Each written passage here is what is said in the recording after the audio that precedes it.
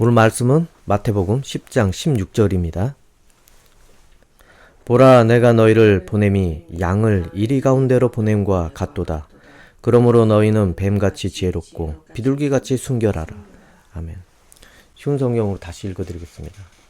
들어라, 내가 너희를 보내는 것이 마치 늑대 무리 속으로 양을 보내는 것과 같다. 그러므로 뱀처럼 지혜롭고 비둘기처럼 순결하여라. 아멘.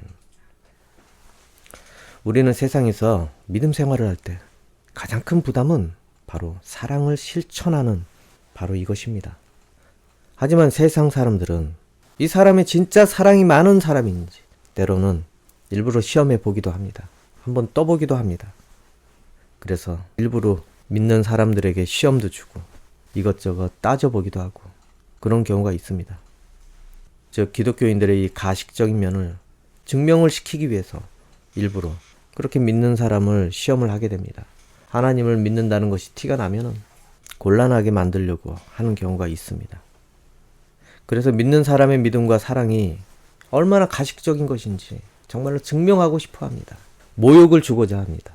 왜 그러겠습니까, 여러분? 예수님 믿는 티를 내게 되면은 일단 건드려 보고 싶은 충동이 생겨납니다. 특히 누구에게 그렇습니까? 자기에게 전도하려고 오는 사람들에게, 그런 사람들에게 충동이 일어납니다. 그래서 오늘날도 이러는데 이전 시대에도 그랬던 것 같습니다. 그래서 예수님께서 제자들을 세상에 보내게 되실 때 양을 이리 가운데 보냄과 같다고 했습니다. 이 이리가 무엇입니까? 늑대. 이 양을 늑대가 있는 곳으로 그렇게 풀어주면은 어찌 되겠습니까? 늑대는 야수의 충동이 있기 때문에 양을 보면은 물어 죽이려고 합니다. 이처럼 이 양을 이리 가운데로 보냄과 같다고 했습니다. 세상에는 자동적으로 그렇게 예수님 이름을 믿는 사람에게 달려들어서 물으려고 하는 경우가 많이 있다는 것입니다. 그래서 여러 시험과 조롱, 핍박이 늘 대기 중에 있습니다.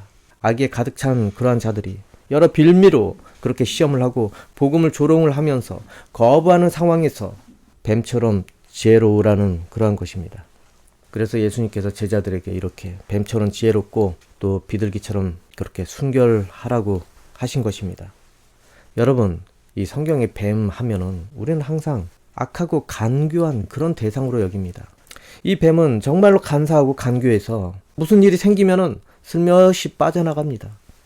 그 간교한 지혜를 가지고 빠져나갑니다. 그래서 성경에서 가장 지혜로운 그런 대상은 뱀이라고 합니다. 물론 악하게 그렇게 잔꾀를 부리는 것이 문제지만은 어딘가에 묶이지 않고 위기 상황에서 어려움 속에서 슬며시 빠져나가는 그런 존재라고 합니다. 그래서 이 제자들에게, 세상을 상대하게 되는 이 제자들에게 그렇게 지혜롭게 처신하라는 것입니다. 그리고 이래야 하는 이유가 오늘 본문 밑에 17절에 그렇게 나와 있습니다. 쉬운 성경입니다. 사람들을 조심하여라. 그들은 너희를 법정에 넘기고 회당에서 채찍질 할 것이다. 네, 예수님의 복음을 전할 때 이런 일들이 기다리고 있다는 것입니다. 그렇기 때문에 지혜롭게 처신을 하라는 것입니다. 왜냐면은 이 마귀는 다 대처를 하고 있습니다. 복음이 온전히 전하지 못하게 그렇게 할 것을 준비를 하고 있기 때문에 예수님께서는 이렇게 말씀을 하신 것입니다. 복음을 전할 때 수없이 많은 늑대 같은 그런 존재들에게서 그렇게 얽매이지 말고 지혜롭게 그들을 상대하라고 이렇게 말씀을 하신 것입니다. 그래서 여러분, 복음을 전하는 중에서 정말로 막히는 일들이 너무 많이 있습니다. 그런데 우리는 그것에 대해서 어찌 해야 되겠습니까? 그리고 사람들을 사랑함에 막히는 것도 많이 있습니다. 그러면 우리는 어찌 해야 되겠습니까?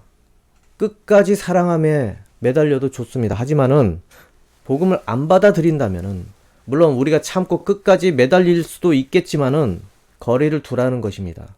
내가 내 능력으로, 내 의지로, 내 집착으로 할 수가 없다는 것입니다. 성령께서 알아서 하실 테니까. 오늘 본문 위를 보면은 예수님께서 이렇게 말씀을 하셨습니다. 14절 보면은 누구든지 너희를 맞아들이기를 거절하거나 너희 말을 귀 기울여 듣지 않으면 그 집이나 도시를 떠날 때 네 발의 먼지를 털어버려라. 예, 이처럼 여러분, 우리 노력만으로 가능한 것이 아닙니다. 철저히 성령의 계획과 과정에 의해서 이루어지게 됩니다. 그러니 억지로 믿게 할 수는 없다는 것 아니겠습니까? 물론 성령께서 계속 마음을 주시고 조금만 참아봐. 끝까지 매달려봐. 뭐 그럴 수도 있습니다. 하지만은 기본은 이것입니다. 억지로는 사람에게 믿음을 줄 수는 없다는 것입니다. 우리 노력만으로는 가능하지 않는다는 것입니다. 성령께서 계획에 의해서, 과정에 의해서 그렇게 이루시게 되는 것입니다. 선교 역시도 성령께서 주관해서 성령께서 그거를 이끌어 가시게 되는 것입니다. 만약에 억지로라도 믿게 하는 것이 가능했다면은 예수님께서 그 종교 지도자들 어떻게 해서라도 끝까지 사랑으로 품고 설득을 하려고 아마 그렇게 붙잡았을 것입니다. 이 종교 지도자들 얼마나 예수님을 핍박하고 그리고 자기 영광을 위해서 예수님 앞에서 잘난 척을 많이 하려고 했습니까? 만약 끝까지 붙잡고 설득을 해야 했다면 예수님께서는 그들을 설득하느라고 시간을 많이 보내셨을 것입니다. 그런데 예수님께서는 뭐라고 말씀을 하셨습니까? 그들에게 어떻게 대응을 하셨습니까? 마태복음 12장 34절을 보면은 독사의 자식들아 너희가 악하면서 어떻게 선한 것을 말할 수 있겠느냐? 입은 그 마음속에 가득 찬 것을 말하는 것이다. 네, 예수님께서는 가열차게 이렇게 대응을 하셨습니다. 왜냐하면 그들은 오직 예수님을 곤란하게 할 목적으로 악한 의도로 예수님을 그렇게 상대를 했기 때문에 예수님께서는 이렇게 대응을 한 것입니다. 그래서 그들 의도에 휘말리지 않으셨습니다. 그러나 예수님께서는 간절히 예수님을 바라고 다가오는 그 유대 사람들에게는 비록 부정한 자라 해도 병을 낫게 해주시고 받아주셨습니다. 제자로 부르셨습니다. 그리고 귀신을 쫓아 그들을 도와주셨습니다. 또 하나는 비록 예수님께 다가온다고 해도 안 되는 경우가 있는데 이방인들에게는 그런 기적을 베풀지 않으셨습니다. 너무나 불쌍한데 기적을 베풀지 않으셨습니다. 오히려 그들을 조롱하는 말을 하지 않았습니까? 자녀에게 줄 그런 것을 개에게 던져줄 수 없다고 결국에 그녀가 매달렸기 때문에 고쳐주시기는 했습니다. 하지만 예수님의 기본 방침은 분별되게 사랑을 실천을 하셨다는 것입니다. 하나님의 로드맵대로 하나님의 뜻대로 이스라엘 백성의 그 잃어버린 양을 먼저 구원하기를 원하셨습니다. 그들을 먼저 고쳐주시기를 원하셨습니다. 여러분, 세상에 사랑을 실천하는 것 정말로 좋습니다. 그리고 목숨 걸고 전도하는 것 정말로 좋습니다. 대단합니다. 하지만 우리가 알아야 하는 것은 세상을 대할 때 하나님께서 바라시는 대로 분별되게 해야 한다는 것입니다. 하나님께서는 무작정 그렇게 들이밀면서 전도하고 그리고 사랑을 실천하는 것을 원하지 않으십니다. 하나님의 은혜이며 또 선물인 이 구원을 마치 물건팔이처럼 억지로 강매해서 쥐어주려고 하면 되겠습니까? 하나님의 선물입니다, 여러분. 선물을 강제로 주려고 하면 늘 부작용이 있습니다. 그 선물의 가치를 모르게 됩니다. 그런데 우리는 마치 물건을 억지로 팔아서 내 유익을 얻으려고 하는 것처럼 그렇게 사람들에게 접근을 하고 있다는 것입니다. 안 믿는 사람들, 억지로 그렇게 믿게 다가올 때 그 사람들 무슨 생각으로 대하겠습니까? 교회에 돈 갖다 주라고 지금 이렇게 영업하러 다니는구나.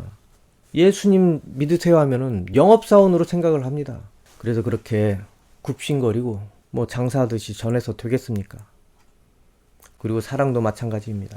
기독교인들은 모두를 사랑하고 용서해야 한다고 그렇게 생각을 합니다. 그래서 이것에 붙잡혀서 세상의 눈치를 보면서 마음도 없는 그리고 진리도 없는 그런 사랑을 억지로 그렇게 가식적으로 하게 될 수도 있다는 것입니다. 그것이 사랑이라고 누가 얘기할 수 있겠습니까? 가짜 사랑입니다. 그거는. 여러분, 사랑을 실천하는 것은 정말 좋습니다. 근데 분별되게 실천을 해야 됩니다. 만약에 분별되게 실천을 하지 못한다면 의도가 옳지 않은 대상에게 딱 붙잡힌다는 것입니다. 그래서 의도가 옳지 않은 그 대상에게 사랑을 증명하려고 엄청난 에너지를 쏟아붓게 되고 결국에는 시험에 들 수밖에 없다는 것입니다. 왜냐하면 그들은 늑대이기 때문에. 그래서 늑대에게 잡혀서 휘둘려서 미련하게 자기 자신을 내어주는 것과 같게 된다는 것입니다. 그리고 이후에는 곧 함정에 빠지고 올무에 붙잡혀서 그 인생의 믿음의 시험이 찾아올 수밖에 없습니다. 그래서 그 대상을 통해서 후회가 찾아오고 원망이 찾아오고 그리고 마침내 그것이 시험이 되어서 미움이 솟아오르게 된다는 것입니다. 때로는 우리는 구멍난 항아리에 물을 붓듯이 사랑을 허비하고 있지는 않나 한번 생각을 해봅시다. 매번 도와줘도 그대로인 사람들이 있습니다. 하나님의 사랑을 실천을 하기 위해서 매번 도와줬지만은 그 도움으로 의욕을 가지고 의지를 가지고 변화된 생활을 해야 하지만 안 그렇다는 것 아니겠습니까? 그런 사람을 도왔을 때 하나님께서는 어찌 생각을 하시겠습니까? 여러분 부디 분별되고 지혜로운 사랑을 그렇게 실천을 하시기 바랍니다. 어쩌면은 진정으로 그런 사람에게 필요한 것은 오히려 어려움의 쓴맛을 겪게 하는 것 아니겠습니까? 그래야지만 일어설 동기를 얻게 되는 것 아니겠습니까? 그런데 무분별하게 그렇게 부어준 사랑, 그 사랑 때문에 그들은 어쩌면은 자기 구멍을 막을 필요를 못 느끼게 되었을 수도 있습니다. 오히려 내가 부어준 것 때문에 그 사람은 자기 삶을 개선할 필요성을 못 느끼게 되는 것입니다. 어려움을 겪어야지, 점점 줄어드는 그 물을 봐야지 위기감을 느끼고 결국에 그 구멍을 찾아 헤매지 않겠습니까? 그 쓴물을 마셔야지 이제는 개선하려는 그 마음의 자극을 받지 않겠습니까? 여러분, 기독교인이라고 해서 아무나 무조건 사랑해야 하는 것은 아닙니다, 여러분. 그리고 그 사랑이 상대 편의와 물질, 돌봄만이 해당되는 것이 아니라는 것을 꼭 아시기 바랍니다.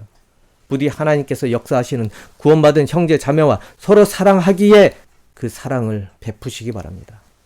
진정으로 돌봄을 필요로 하는 그들에게 예수님의 사랑을 보이시기 바랍니다. 자신의 힘으로 어찌하기 어려운 그런 이들입니다.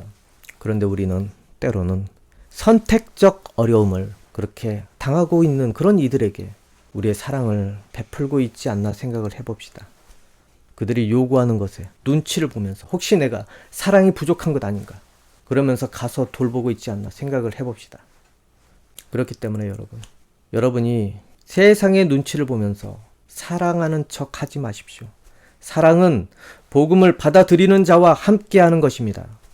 세상은 물론 사랑만 원하고 복음은 거부하는 것이 그것이 현실이기는 합니다. 하지만 복음 전하는 것은 무시하고 우리는 사랑만을 계속 실천하려고 하는 그러한 것이 돼서는 안 됩니다. 사랑이 우선이기는 하지만은 그런데 진리가 없다면은 그것은 온전한 사랑이 아닙니다. 가짜 사랑이 되는 것입니다.